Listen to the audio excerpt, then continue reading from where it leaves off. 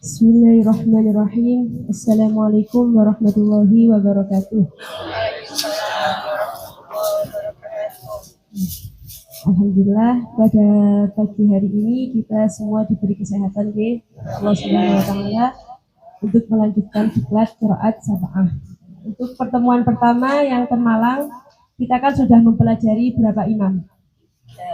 3. Itu imam napa mawon?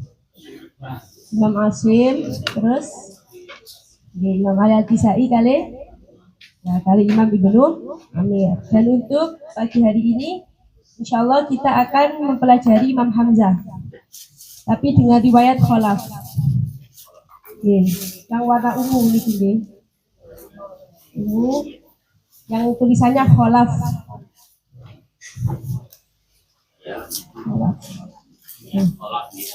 Kholaf.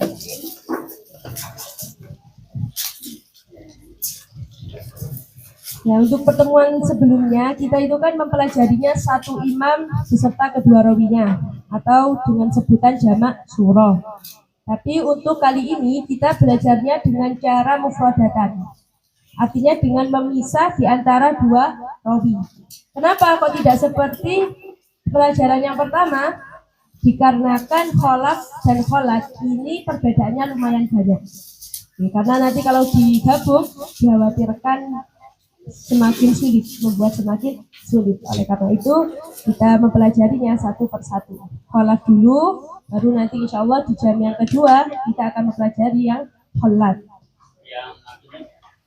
Yang di belakang kirang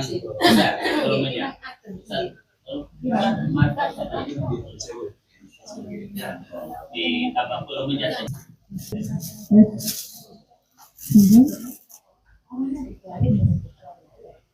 Iki sampean pulse tuh. Pun tekap nggih. Oke. Jadi monggo sakniki dibika untuk mushaf yang riwayat kholaf ya.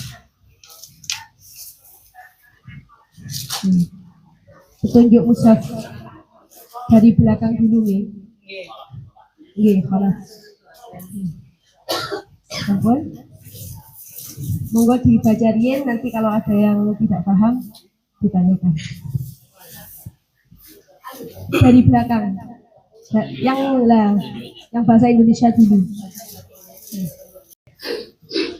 Bismillahirrahmanirrahim. Mushaf riwayat kholaf. Khalifah Utsman bin Affan radhiyallahu an memerintahkan sahabat Abdurrahman As-Sulami radhiyallahu an untuk membawa mushaf Kufi sekaligus menjadi pengajar bagi penduduk Kufah. Di antara tabi'in yang belajar Al-Quran kepada beliau adalah Imam Asim bin Abin Najud. Dan beliau memiliki banyak guru dan santri. Di antara santri-santrinya adalah Sulaiman bin Mihran Al-A'mash dan lain-lain. Sedangkan Sulaiman bin Mihran Al-A'mash memiliki murid yang bernama Hamzah Az-Ziyad, yakni Imam Hamzah. Beliau adalah salah satu imam qiraah 7 yang berdomisili di kota Kufah. Beliau memiliki guru dan santri yang banyak. Di antara santri-santrinya adalah Sulaim bin Isa bin Sulaim. Beliau adalah guru Kholaf bin Hisham bin Ta'lab Al-Barraz Al-Baghdadi, yakni rawi Kholaf. Jadi Imam Hamzah ini domisilinya sama nih, kali Imam Asim dan Imam Al-Kisai, yaitu berasal dari kota Kufah. Nah, cuman Imam Hamzah ini adalah santrinya Imam Asim. Jadi muridnya Imam Asim. Jadi sahabat yang ditugaskan oleh Utsman bin Affan radhiyallahu an untuk menjadi guru Al-Quran di kota Kufah itu kan Abu Abdurrahman As-Sulami. Yang tidak lain, beliau ini adalah gurunya Imam Asim. Nah, kemarin yang kita ketahui kan muridnya Imam Asim itu hanya Syu'bah dan Hafiz. Nah, cuma itu adalah dua rawi Imam Asim yang paling terkenal. Sebenarnya Imam Asim ini memiliki santri yang sangat banyak. Nah, di antara santrinya Imam Asim itu adalah Sulaiman bin Mihran Al-A'mash. Nah, ternyata Sulaiman bin Mihran al-A'mash ini adalah gurunya Imam Hamzah Az-Ziyad. Nah, sehingga secara tidak langsung Imam Hamzah ini adalah santrinya Imam Asim. Nah, seperti itu. Oke. Kemudian Imam Hamzah ini juga memiliki santri yang sangat banyak. Di antara santrinya Sulaim bin Isa bin Sulaim. Baru santrinya Imam Hamzah yang bernama Sulaim ini memiliki santri lagi yang bernama Khalaf bin Hisham bin Tha'lab al-Barras al-Baghdadi, atau yang biasa dikenal dengan Rawi Khalaf. Sehingga Rawi Khalaf belajar kepada Imam Hamzah ini tidak secara langsung, melalui Sulaim bin Isa bin Sulaim itu. Nah, ini namanya adalah rawi yang biwasitoh, dengan melalui pelantara. Jadi memang rawi itu ada yang bila wasitoh, ada yang biwasitotin. Kalau seperti Syu'bah dan Hafiz, ini adalah rawi yang bila wasitoh, tanpa pelantara, langsung belajar kepada imam. Tapi kalau seperti rawi Khalaf ini, nah ini melalui pelantara. Jadi tidak langsung belajar kepada Imam Hamzah, melainkan melalui pelantara Sulaim bin Isa bin Sulaim. Cuma yang terkenal menjadi rawinya Imam Hamzah ini adalah rawi Khalaf. Dan kenapa kok demikian? Ya, mungkin di situ ada yang namanya sirrun min asrarillah, suatu rahasia daripada rahasia Allah Subhanahu wa taala. Atau kemungkinan rawi Khalaf ini lebih mahir atau lebih alim daripada gurunya, sehingga beliau yang terpilih menjadi rawinya Imam Hamzah. Nah, itu wallahu a'lam bishawab. Tanbih, bagi qori Al-Quran, yakni penghafal Al-Quran, wajib mengetahui pokok-pokok wakaf dan ibtida mazhab Imam Hamzah Az-Ziyad Al-Kufi, agar supaya menjadi pokok referensi ketika membaca Al-Quran dengan riwayat Khalaf. Karena mazhab Imam Hamzah Az-Ziyad Al-Kufi di dalam wakaf dan ibtida ialah wakaf ketika qori kehabisan nafas. Karena Al-Quran seluruhnya menurut Imam Hamzah seperti satu surah, yakni dalam An-Nashr ayat 188, halaman 188. B. Mazhab rawi Khalaf dengan Tariq Syatibi adalah tahqiq. Maksudnya semua mad far'i dibaca 3 alif, yakni 6 harokat dan sebagainya. C. Mazhab Imam Hamzah di dalam membaca Al-Quran ketika bainas suratain, yakni di antara 2 surat, wasol dan tanpa basmalah. Jadi ini untuk wakafnya Imam Hamzah. Jadi kalau di dalam istilahnya Imam Asim itu kan ada wakaf Hasan, ada wakaf Tam, ada wakaf Kafi, ada wakaf Qobi, dan lain sebagainya. Tapi kalau di dalam istilahnya Imam Hamzah, wakaf itu sekira qori kehabisan nafas. Jadi dimanapun kita kehabisan nafas, berhenti di situ tidak mengapa. Jadi tidak diharuskan wakaf Hasan atau wakaf Kafi atau wakaf Tam. Jadi ya sesuai dengan nafas kita masing-masing. Dikarenakan apa? Dikarenakan rawi Khalaf ini, ya, rawi Khalaf maupun Khalat Imam Hamzah, ini mazhabnya di dalam membaca Al-Quran dengan cara tahqiq. Maksudnya tahqiq apa? Semua mad far'i dibaca 3 alif. Jadi mad jaiz, mad wajib itu semuanya dibaca 3 alif. Seperti mad lazim. Nah, jadi seperti qul ya ayyuhal kafirun itu sangat panjang. Qul ya ayyuhal kafirun. Semua mad. Entah itu bahkan atau mad wajib itu juga 3 alif. Nah, oleh karena itu, karena mazhabnya ini kan tahqiq sangat panjang sekali, makanya sekiranya kita kehabisan nafas, ya berhenti di mana saja diperbolehkan menurut Imam Hamzah. Kemudian yang ketiga, mazhabnya Imam Hamzah di dalam membaca Al-Quran ketika bainas suratain, di antara 2 surat. Kalau yang kemarin kan Imam Asim sama Imam Al-Kisai 3 wajah, gitu kan? Yang Imam Ibnu Amir 5 wajah. Nah, kalau yang Imam Hamzah cuma 1 wajah. 1 wajah itu apa? Al-wasol biwairil basmalah, wasol tanpa basmalah. Jadi misalkan wairil maghdubi alaihim waladdallina amma yatasaalun. Jadi walam yakul lahu kuf'an ahadun qul a'udzu birabbil falaq. Nah, kalau baina sholatain cuma 1 kali. Jadi mungkin durasinya lebih pendek daripada imam yang lain. Cuma nanti ada beberapa wajah yang lebih berbeda. Jadi itu Imam Hamzah. Halaman 2. Cara wakaf Imam Hamzah. Pada kalimat-kalimat yang berhamzah, kalimat yang ada huruf hamzahnya, kalimat-kalimat yang berhamzah ada kalanya berada di awal kata, seperti absarihim. Ada yang berada di tengah-tengah kata, seperti yu'minun.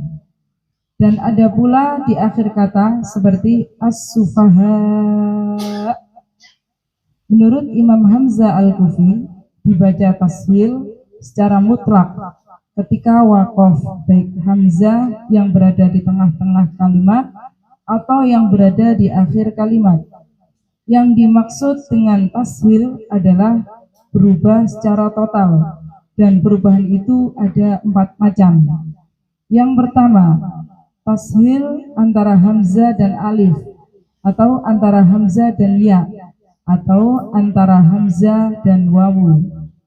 Yang kedua, naqol, yakni memindah harokat hamzah pada huruf yang sebelumnya. Yang ketiga, ibdal, atau mengganti hamzah dengan huruf yang lain yang sesuai dengan harokat huruf sebelumnya. Yang keempat, hamzahnya dibuang atau hadaf. Contoh-contoh kalimat yang berhamzah di awal kata. Nomor 1, ha antum.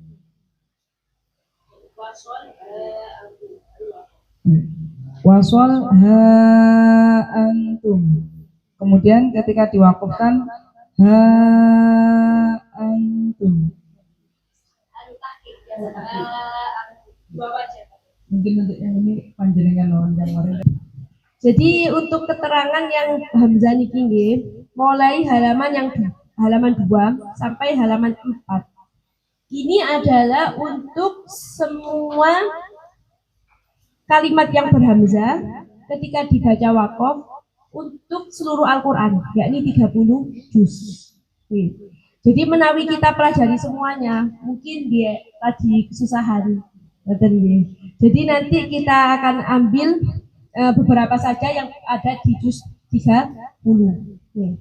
Jadi sebelum masuk ini, jadi Imam Hamzah, ya. Imam Hamzah ini kalau tulisan Arabnya dengan hak yang tenggorokan bawah, Hamzah. Cuma seakan-akan kan kalau dari bahasa Indonesia seperti huruf Hamzah. Nah, gitu kan ya. Tapi nama ini sangat berkaitan dengan huruf Hamzah. Kenapa? Karena Imam Hamzah begitu ada huruf kok yang berhamzah, di dalam huruf itu ada huruf hamzahnya, itu pasti ada khilaf. Entah dibaca wasol maupun dibaca waqaf. Terutama ketika dibaca waqaf sampai melahirkan wajah-wajah 1, 2, 3 hingga seterusnya. Oke. Mungkin nanti kita pelajari ketika kita mempelajari Al-Qur'an 30 juz ini. Tapi untuk juz 30 ini kami memiliki rangkuman tersendiri kersane untuk memudahkan. Kalau nyuwun saya buka jeneng nulis.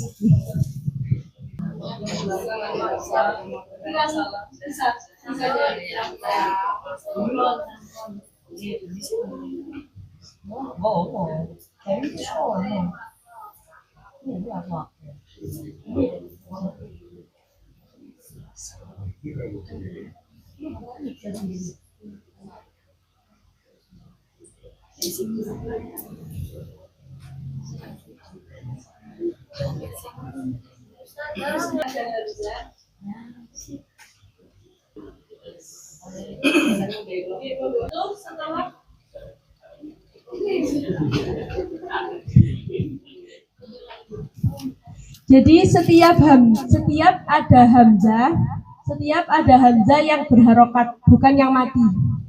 Ya. Kemudian hamzahnya itu jatuh setelah huruf mat. Nah, terutama ini hamzah yang berharokat fathah jatuh setelah huruf mat apabila waqaf. Jadi poinnya termiliki nggih. Apabila waqaf, bukan wasol. Kalau wasol bacanya seperti Imam Asim. Ya, kalau waqaf itu dibaca 2 wajah. Dibaca 2 wajah. Wajah yang pertama apa? Hamzahnya ini tadi yang berharokat itu ditasil beserta dibaca kosor. Yang dimaksud kosor ini adalah satu alif. Contohnya seperti yatasa alun. Nah.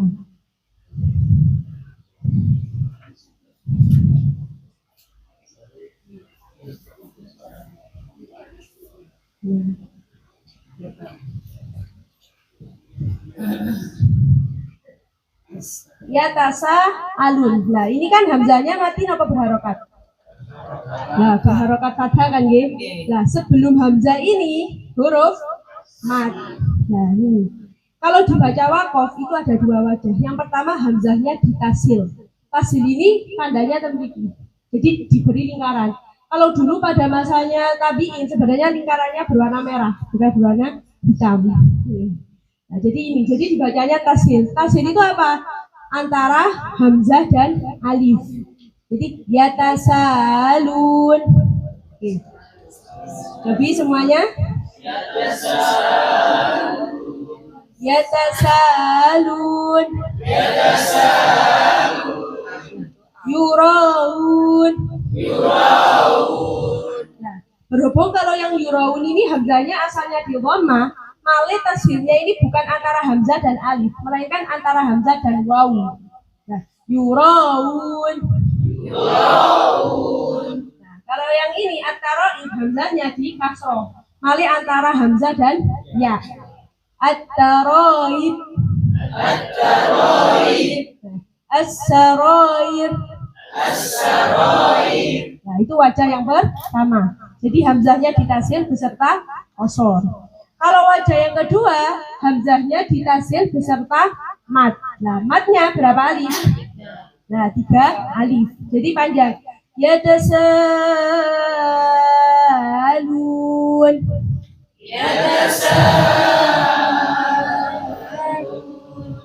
Yuraun.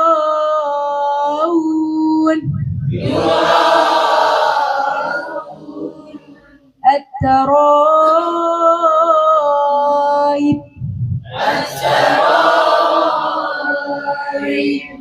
As-sarair.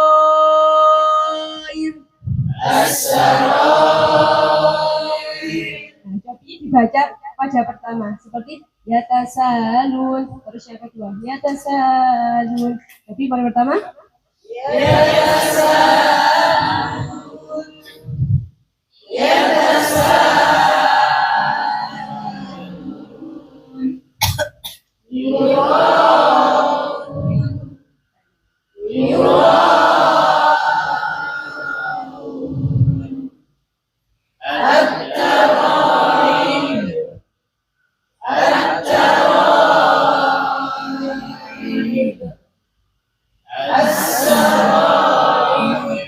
satu alif.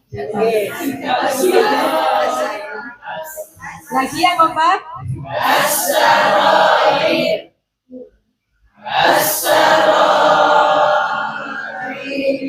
nah, ini itu kaidah yang pertama. Oke. Masih ada beberapa kaidah lagi. Untuk kaidah yang kedua, setiap hamzah yang berharokat. Kalau tadi kan jatuh setelah huruf mat. Kalau ini jatuh setelah harokat fathah. Hurufnya terserah pun, pokoknya bukan huruf mat. Nah, itu dibaca dua wajah. Yang pertama, tahqiq. Ini wajah yang pertama. Tahqiq itu apa? Tahqiq itu ya hamzah dibaca hamzah. Itu istilahnya namanya tahqiq. Seperti ma'aba ya dibaca ma'aba. Itu namanya bacaan tahqiq. Nah, yang wajah kedua tashil ya, seperti tadi. Jadi ma'aba. Ma'aba. Nah, jadi kalau tadi hamzah yang berharokat jatuh setelah huruf mat, dibaca tashil semuanya. Bedanya kosor sama mat. Nah, kalau yang ini hamzah yang berharokat jatuh setelah harokat fathah. Ya dua wajah, tapi wajahnya tahqiq kali tashil. Paham nggih? Jadi dibaca ma'aba, ma'aba. Yang tashil? Ma'aba.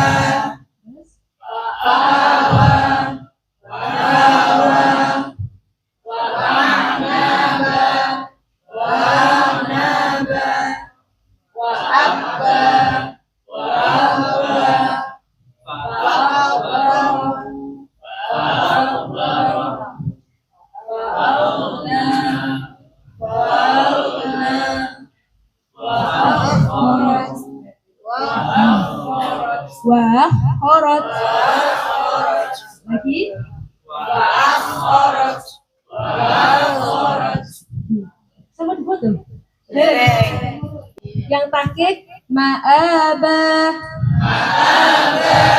Yang tasghir ma'aba.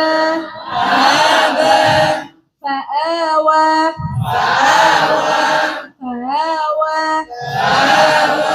Wa'a'naba.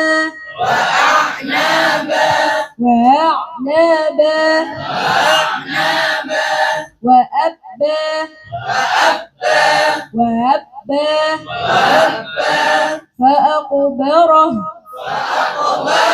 Fa'aqbarah. Fa'aghna.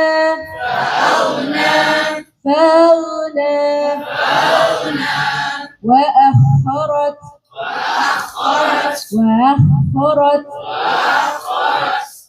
Sampun ada pertanyaan? Sampun cekap ya? Lanjutkan.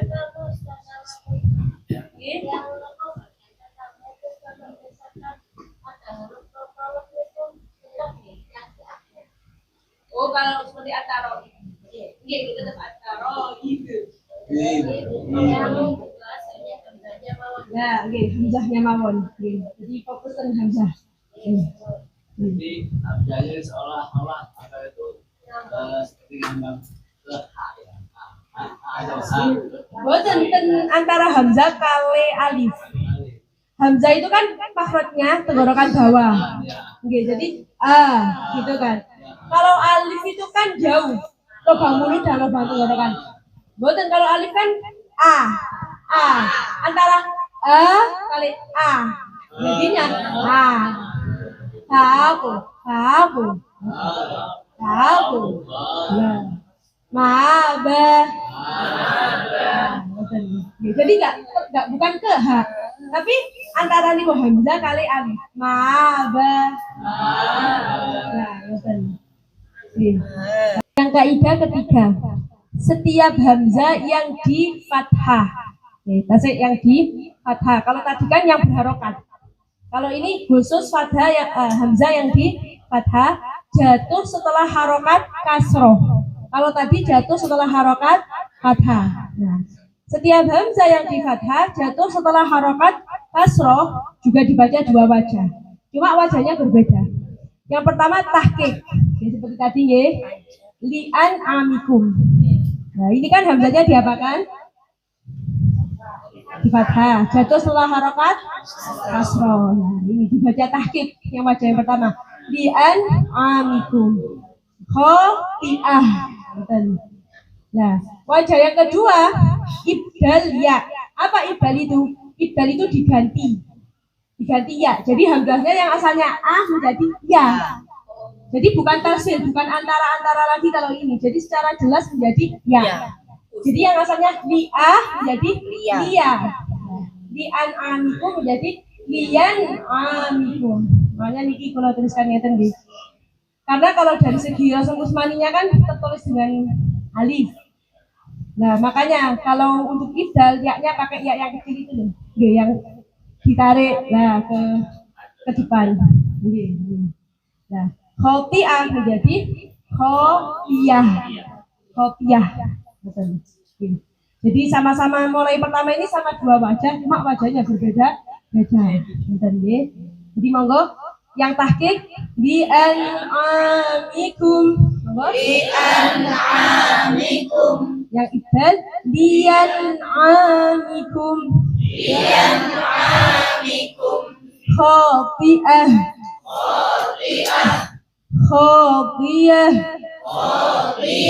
Nah, insyaallah di juz 30 hanya ada 2 kalimat ini.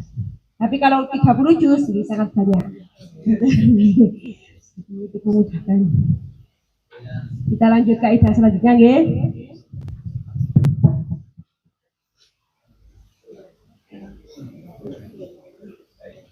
Bismillahirrahmanirrahim. Kaidah yang keempat nih. Ini setiap hamzah yang berharokat. Artinya harokatnya bebas. Bisa ya, fathah, kasroh ataupun dhammah. Jatuh setelah huruf mati. Kalau tadi kan jatuh setelah harokat kasroh. Ini jatuh setelah huruf mati. Dibaca dua wajah. Yang pertama tahqiq. Contohnya kalau di juz 30 cuma ada 2. Amah. Nah, ini kan ada hamzahnya nggih. Hamzahnya diapakan? Fathah. Jatuh setelah masyamah atau al-afidah. Yang dimaksud di sini yang ini. Nah, hamzah yang kedua. Af-nya, bukan al-a. Kalau al-a-nya ini nanti kita bahas yang kaidah lain. Ini af-nya ini. Nah, itu setelah harokat sukun. Nah, maka ini dibaca tahqiq. Wajah yang kedua dibaca naql. Apa naql itu? Naql itu adalah memindah harokat hamzah pada huruf yang sebelum hamzah. Oke, memindah harokat hamzah pada huruf yang sebelum hamzah. Seperti tadi, masyamah. Hamzahnya diapakan? Fathah. Huruf yang sebelum hamzah diapakan? Nah, sekarang dinaql. Dioper. Artinya huruf yang disukun ini diberi harokat hamzah. Nah, yang asalnya masyah menjadi masya. Karena fathah. Nah, itu.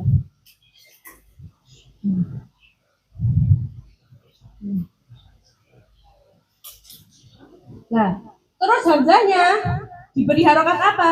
Ya diberi harokat huruf yang sebelumnya. Kali hamzahnya disukun. Masya, masya, mah. Nah, kalau yang sudah seperti ini, maka hamzahnya kalau di dalam ilmu qawaidul ilah tidak diperlukan lagi. Kalau nggak diperlukan, diapakan? Ya dibuang. Nah, dibuang sehingga menjadi masyamah. Masyamah. Hum ashabul masyamah. Hum ashabul masyamah. Nah, ini namanya masyamah, ini namanya naql. Nah, begitu pula dengan afidah. Yang asalnya afidah. Nah, harokat hamzahnya dipindah pada fa. Menjadi nah, afidah. Nah, akhirnya hamzahnya nggak diperlukan, dibuang. Nah, menjadilah afidah. Afidah. Nah, itu namanya bacaan apa? Naql. Jadi naql memindah harokat hamzah pada huruf yang sebelumnya. Kemudian hamzahnya dibuang. Nah, itu namanya naql. Coba wajah yang pertama, al-masyamah. Al-masyamah. Al-masyamah. Al-masyamah. Al-afidah. Al-afidah. Al-afidah. Al-afidah. Jadi insya Allah di juz 30 cuma ada dua ini.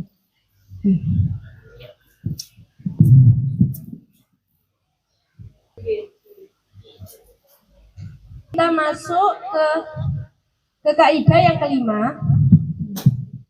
Sebelumnya kula kadang tanglet. Napa ada yang tahu asal mula harokat? Asal usul harokat? Ya. Ada yang tahu? Nah, jadi sebelum ini ya. Jadi asal usul harokat terutama fathah, ya, kasroh, kali dhammah. Karena asal usul harokat ini sebelumnya nggak ada di zaman Rasulullah. Dan insya Allah nanti akan kita bahas di akhir, ya, lebih lengkapnya. Ya. Jadi asal harokat fathah. Fathah ini berasal dari mana? Fathah ini berasal dari huruf alif. Fathah ini berasal dari huruf alif, kemudian diletakkan di atas huruf dan dimiringkan. Nah, jadi fathah itu asalnya adalah apa? Alif.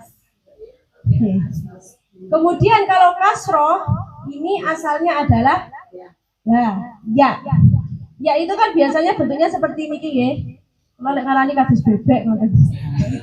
Nah, cuma ya ini akhirnya ini kan kepala ya, ini ekornya. Nah, ekornya ini ditarik ke depan. Yang asalnya kan ten belakang ngeten. Ditarik ke depan akhirnya. Ngeten. Nah, setelah seperti ini kepalanya ini dibuang.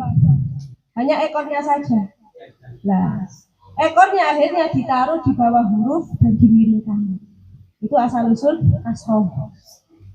Nah, kalau dhammah ini asal usulnya dari ya sangat ketara nih.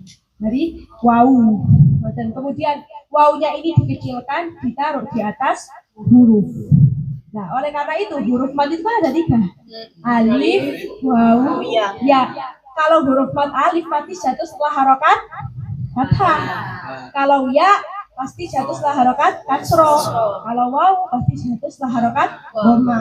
Oke, dari sini nyambung ya. Nah, kemudian di dalam kaidahnya riwayat Hamzah, Imam Hamzah, ini setiap hamzah yang disukun, mulai nomor 1 sampai nomor 4 itu kan hamzahnya berharokat. Tapi ada yang jatuh setelah fathah, kasroh, jatuh setelah sukun, gitu kan. Kalau ini khusus setiap hamzah yang disukun, ketika waqaf diganti dengan huruf mat yang cocok dengan harokat yang sebelumnya. Nah, itu. Oke. Jadi kalau sebelum hamzah ini harokatnya fathah, berarti hamzahnya cocok diganti dengan alif. Makanya contohnya seperti ma, wa. Ini kan hamzahnya diapakan?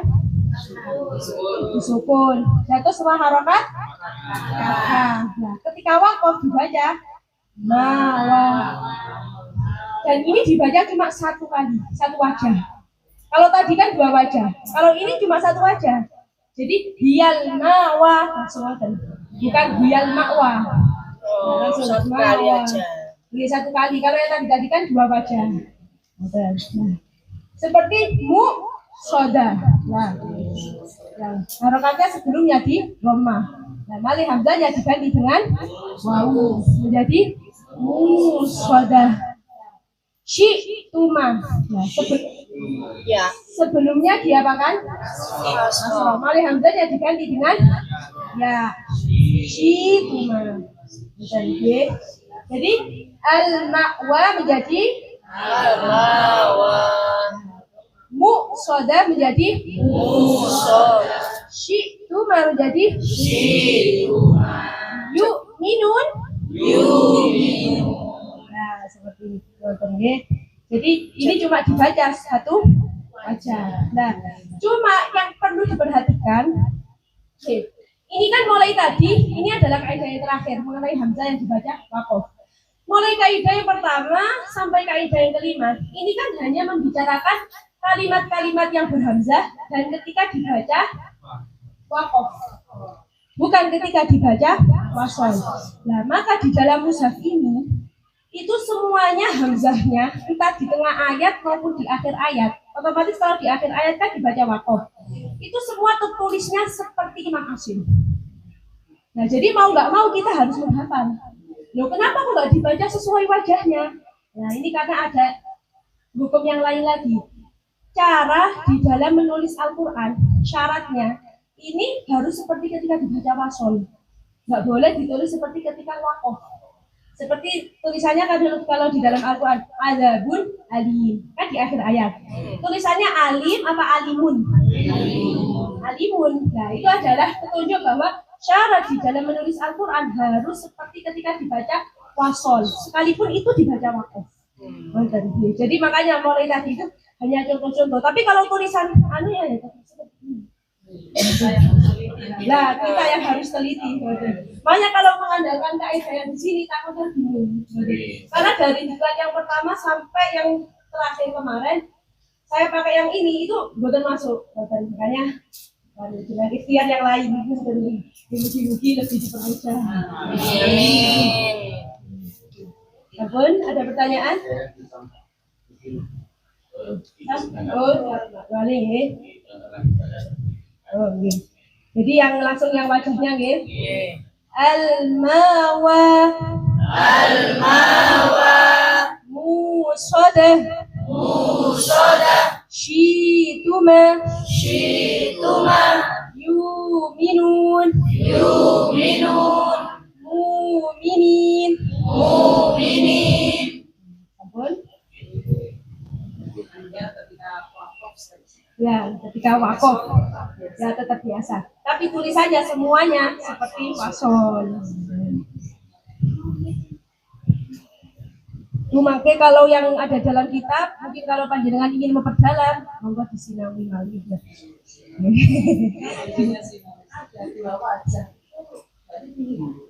Boten semuanya harus dibaca. Nah, nggih, semuanya harus dibaca.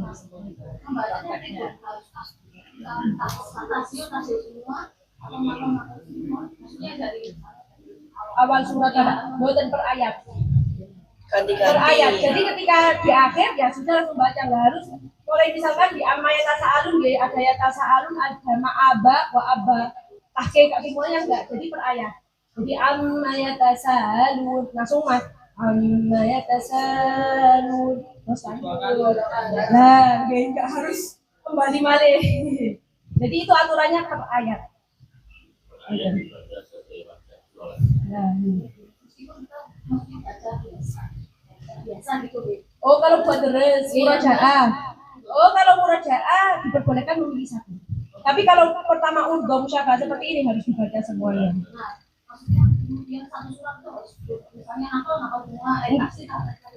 Oke, harus konsisten. Oke, konsisten. Oke. Sampun? Syai di halaman 4. Nah, jadi kalau ada ini ki kalau yang wakom insya Allah di juz 30 nggak ada nih.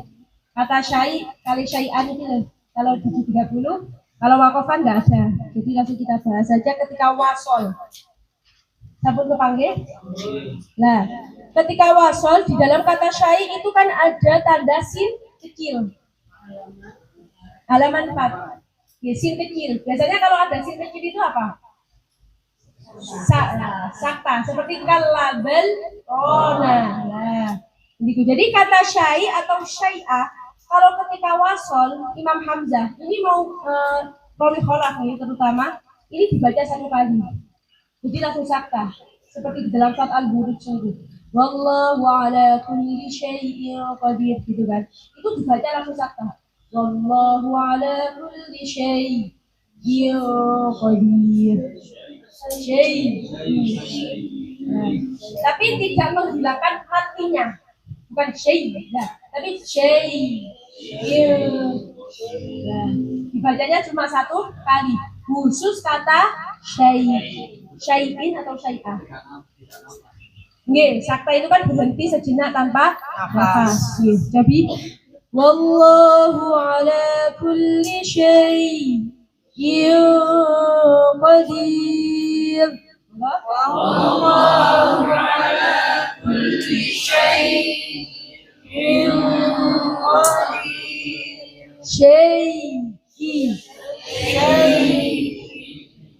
Jadi matinya jangan terlalu panjang, jangan terlalu pendek, sedang. Syai'i. Jadi wallahu ala kulli syai'in. Lagi kurang kompak. Wallahu ala kulli syai'in qadir. Nah, itu namanya sakta nih, berhenti sejenak tanpa nafas. Monggo halaman yang kelima. Ringkasan halaman 5. Petunjuk mushaf riwayat kholaf. Mat tabi'in atau asli panjangnya 1 alif. Semua mat far'i panjangnya 3 alif. Dan mati atau tanwin yang bertemu dengan wawu atau ya dibaca idgham kamil atau tanpa gunnah seperti ayyasha'a jazaa'a wifaqah tanpa gunnah biasanya. Qulubu yawma idzin. Untuk matobi kali semua mat far'i jelas ya. Nah, ini nun mati atau tanwin yang bertemu dengan wawu atau ya.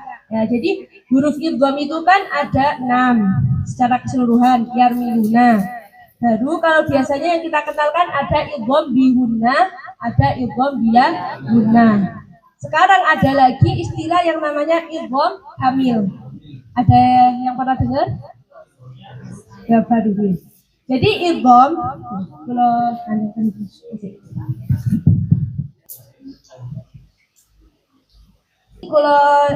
kalau tuliskan idgham untuk yang Imam Asyim dulu, cari tergambar. Oke. Jadi idgham itu kan ada idgham bigunna, ada idgham bila gunna. Kalau idgham bigunna hurufnya rumusnya apa? Yanmu, gitu kan. Kalau yang bila gunna lamro. Nah, kemudian sebenarnya istilah idgham kamil sama nakis itu sudah ada di dalam Imam Asyim. Ada. Karena apa? Apa sih idgham kamil? Apa idgham nakis? Jadi idgham kamil. Kamil itu artinya apa? Nah, sempurna. Kalau nakis kurang. Apa yang dimaksud sempurna? Apa yang dimaksud kurang? Nah, yang dimaksud sempurna ini adalah nun. Nun ini ada dua arah. Mengandung dua hal. Yang pertama makhraj. Yang kedua sifat. Nah, kalau itu idgham kamil, makhraj dan sifatnya nun itu kan masuk secara keseluruhan kepada huruf yang kedua. Makhrajnya nun itu kan di ujung lidah. Kalau sifatnya nun itu apa? Gunnah. Nah, contohnya seperti nun mati bertemu nun, itu kan masuk secara keseluruhan. Min ni'mah. Lah, min mali. Lah, gampangnya ya nopo cara membedakan antara idgham kamil sama idgham nakis. Kalau idgham kamil, huruf yang keduanya pasti ada tasydidnya. Nah, seperti itu. Nah, semuanya ada tasydidnya kan? Mil ladunhu, mir rabbih. Apa terganti? Seperti mil ladunhu. Makhraj dan sifatnya nun itu semuanya kan masuk ke dalam. Buktinya nggak ada gunnahnya, bukan mil ladunhu, tapi mil ladunhu. Nah, ini berarti idgham bila gunnah plus idgham kamil. Mir rabbihim menjadi mir rabbihim loh. Bila secara total kan makhrajnya dan sifatnya nun. Nah, ini namanya idgham kamil. Nah, kalau idgham nakis itu apa? Ya ini, artinya yang masuk ke dalam huruf yang kedua ini tidak secara total. Hanya makhrajnya nun saja yang masuk pada ya dan waw. Tapi sifatnya masih tetap, yaitu sifat gunnahnya. Buktinya kan mayyakulu. Nah, mayyakulu miwali. Nah, itu namanya idgham nakis. Maksudnya nakis apa? Yang masuk tidak semuanya, kurang. Yang masuk hanya makhrajnya saja, tapi sifatnya tetap. Itu dinamakan nakis, kurang. Nah, kalau yang kamil ini makhraj dan sifatnya masuk secara keseluruhan pada huruf yang kedua, makanya dinamakan kamil. Paham nggih? Nah, jadi ini untuk ringkasan bagi idgham bagi Imam Asyim. Jadi yang idgham bihunna terbagi menjadi dua, ada yang kamil, ada yang nakis. Yang kamil mim sama nun, yang nakis ya kali wawu. Sedangkan yang idgham bila gunnah kamil semuanya, lam dan ro. Tandanya idgham kamil itu adalah huruf yang keduanya ada tasydid. Nah, tapi kalau untuk riwayat khalaf dia nggak punya idgham nakis sama sekali, karena ya dan wawu menjadi idgham kamil. Nah, kalau untuk riwayat khalaf pembagiannya ya sama semuanya. Iki malah menjadi kamil. Idgham bigunnah secara keseluruhan kamil. Sehingga mayyakulu dibaca mayyakulu. Nah, miwal dibaca miwal. Untuk yang mim, nun, lam, ro ini kan sudah biasa. Dia sudah lah. Yang ini artinya riwayat khalaf nggak punya idgham nakis, hanya punya idgham kamil. Nggak ada durasi yang anu. Nggak ada dulunya. Jadi langsung masuk. Mayyakulu. Jadi mayyakulu. Mayyakulu.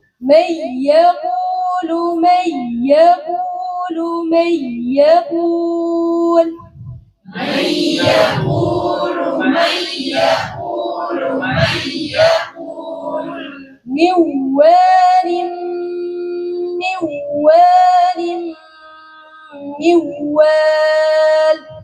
Miwal.